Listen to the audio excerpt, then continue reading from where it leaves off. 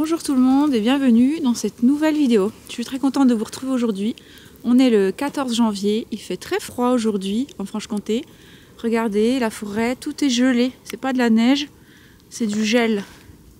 Et aujourd'hui, je voulais vous parler de l'importance des larmes, de pleurer, à quoi ça sert, quels sont les différents types de larmes, etc.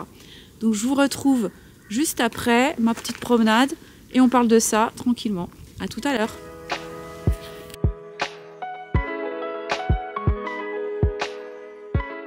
Donc je vais vous parler des larmes, de pleurer, à quoi ça sert, pourquoi on pleure et pourquoi est-ce que c'est bien en fait de pleurer. Alors déjà les larmes, de quoi elles sont composées? Elles sont composées à 98% d'eau. Mais il y a aussi plein d'autres choses comme du glucose, des protéines, des lipides. Et ils ont découvert il y a quelques années qu'il y avait aussi des hormones dans les larmes. On va en parler un peu plus tard. Alors ce qui est intéressant de comprendre, et moi je ne savais pas ça il y a quelques années, c'est qu'il y a 3 types de larmes. Les scientifiques ont découvert qu'il y avait 3 larmes différentes avec une composition chimique différente, un petit peu différente. Donc le premier type de larmes, ce sont les larmes basales. Donc les larmes basales, ce sont des larmes qui protègent en fait notre œil pour pas qu'il se dessèche. Donc on les produit en permanence. Dedans, bien sûr, il y a de l'eau, il y a des électrolytes, il y a un petit peu de lipides, il y a plein de petites choses pour que vraiment notre œil soit protégé. On les produit sans s'en rendre compte à la surface de notre œil. Elles permettent de le nettoyer, de le lubrifier. Et quand on ne produit pas assez de larmes basales, on peut souffrir de sécheresse oculaire. La deuxième sorte de larmes, ce sont les larmes réflexes.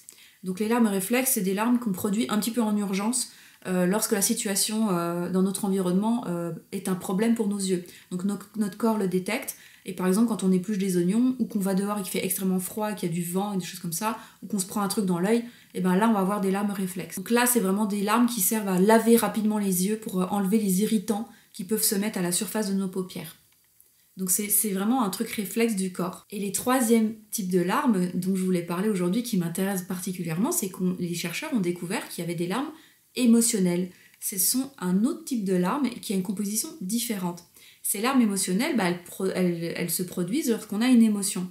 Alors c'est pas que quand on a de la tristesse qu'on pleure. L'autre fois j'avais une personne qui me demandait justement, c'est bizarre, des fois quand je suis super heureuse, mais super heureuse, j'ai envie de pleurer. Est-ce que c'est normal ou est-ce que je suis trop sensible? Voilà. Et en fait, oui, c'est normal parce que les larmes émotionnelles, elles se produisent avec plein d'émotions. C'est quand l'émotion, elle est très importante.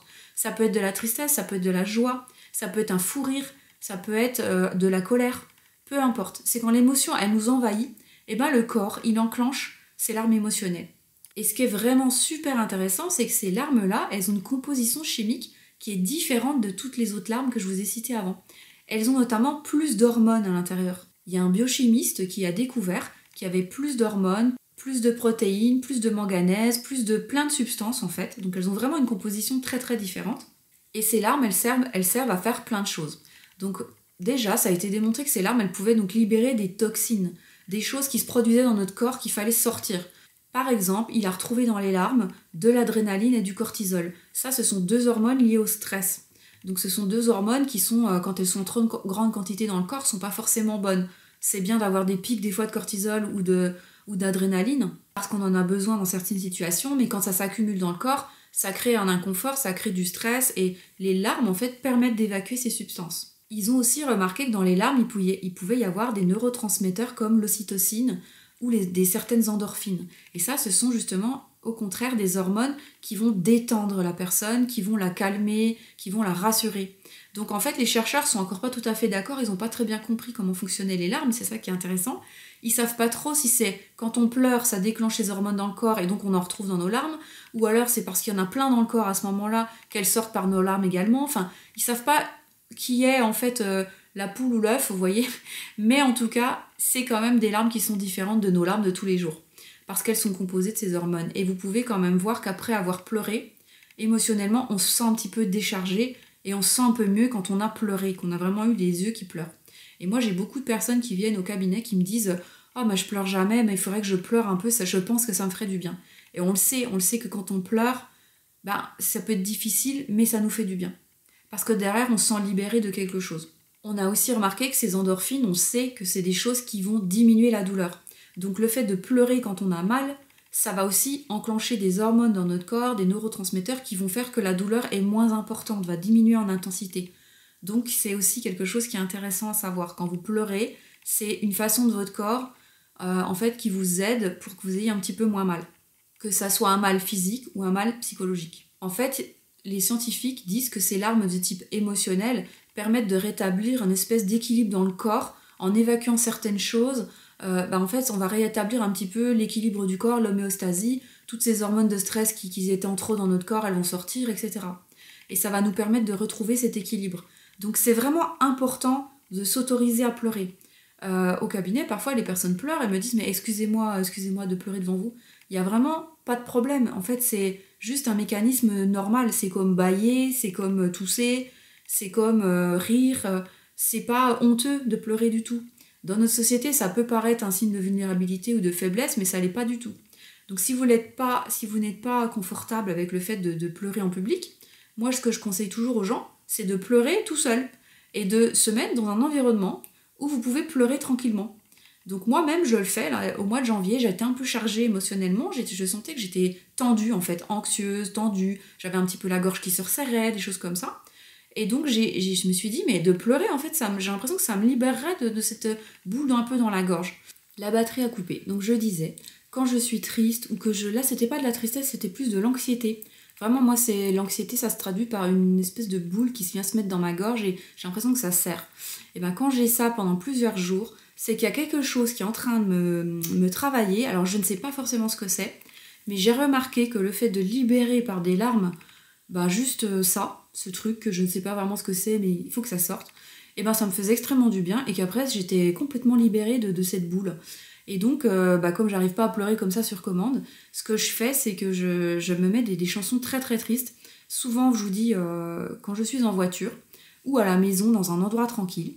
Ou alors je me mets un film un petit peu triste où je sais que je vais pleurer. Et en fait j'en profite, c'est un petit peu mon subterfuge pour laisser un peu les vannes s'ouvrir. Et ça me fait vraiment le plus grand bien. Et je pense que c'est un bon tips pour les gens qui n'arrivent pas à pleurer. Et il y en a beaucoup. Moi il y a des gens, je leur pose la question, ils n'ont pas pleuré depuis 10 ans quoi. Et franchement parfois ça leur ferait du bien. Alors, on peut évacuer en pleurant, on peut évacuer en bougeant notre corps, en dansant, en courant. Tout ce qui bouge, en fait, le corps permet aussi d'évacuer certaines tensions, certaines émotions qui sont un peu coincées. Moi, le fait de me tapoter aussi, je vous ai déjà mis des vidéos sur ma chaîne, le tapping, donc de tapoter comme ça, surtout moi, le thorax et le haut du crâne, j'ai remarqué vraiment aussi que ça me faisait pleurer. Et donc, tout va ensemble, en fait. Quand j'ai les larmes qui commencent à couler, quand je tapote, les larmes coulent, je bâille. En fait, c'est tout des signes de détente. Le bâillement, c'est un signe de détente aussi. À chaque fois que j'allais au yoga, je bâillais 50 fois pendant le cours de yoga. C'est pas un signe... nous, on a l'impression que ça fait mauvais genre, en fait, de bâiller. Mais pas du tout. C'est un mécanisme du corps qui permet d'ouvrir, de détendre le diaphragme. Donc, ne vous privez pas de bâiller. Ne vous privez pas de pleurer. Et puis les enfants aussi, quand ils ont besoin de pleurer, qu'ils ont des larmes et tout, il faut les laisser. C'est une émotion qui est en train de passer, hop, elle sort et ils passent à autre chose. D'ailleurs, on est parfois surpris parce qu'ils pleurent des fois des grosses larmes de chagrin. Ils ont un gros chagrin et 2 secondes après, ils sont en train de jouer. Parce qu'en fait, l'émotion, elle est sortie et c'est fini. Donc il faut surtout pas bloquer ça, en fait, dans l'éducation des enfants. Les larmes, c'est vraiment un de nos outils que notre corps a trouvé pour nous faire du bien. Donc laissons-le faire et n'ayons pas honte de pleurer. Ça m'est même déjà arrivé de pleurer en public. Je me rappelle, c'était dans les transports en commun. Je pleurais et tout le monde me regardait, mais je n'arrivais pas à m'arrêter. Parce que j'avais eu une mauvaise nouvelle. Et ça m'arrive, et c'est pas grave. Les gens, vous les reverrez jamais dans les transports. Donc voilà, c'est pas grave si vous êtes gêné de pleurer en public. Moi, j'aime pas du tout ça. Mais là, en l'occurrence, j'ai laissé. J'aurais pu bloquer. J'aurais pu vraiment me forcer à bloquer. Mais voilà, j'ai dit, bah non, en fait, je m'en fous, quoi. J'ai besoin. Et ça me faisait du bien. Donc, le message de cette vidéo, c'était d'essayer de... Je sais pas si vous le saviez, mais qu'il y a vraiment des larmes qui sont différentes des autres. Ce sont les larmes émotionnelles. Elles ont un intérêt dans le corps, elles ont un intérêt pour votre santé psychique et physique. Et donc, ne les négligez pas. Et si vous ne pleurez jamais, jamais, jamais, et que vous vous sentez un petit peu tendu, un petit peu triste, un petit peu en colère, eh bien peut-être faites venir ces pleurs. Ils seront libérateurs de tout ça. Ça peut être votre solution. Donc voilà, vous me direz ce que vous en pensez. Est-ce que vous êtes quelqu'un qui pleure tous les jours ? Est-ce que vous êtes quelqu'un qui ne pleure absolument jamais ? Comment vous considérez les pleurs pour vous et pour les autres ? Ça m'intéresse de savoir. Et puis n'oubliez pas de partager cette vidéo, de mettre un petit pouce vers le haut et puis de vous abonner à ma chaîne si vous n'êtes pas abonné pour voir d'autres vidéos. Et je vous dis donc à bientôt.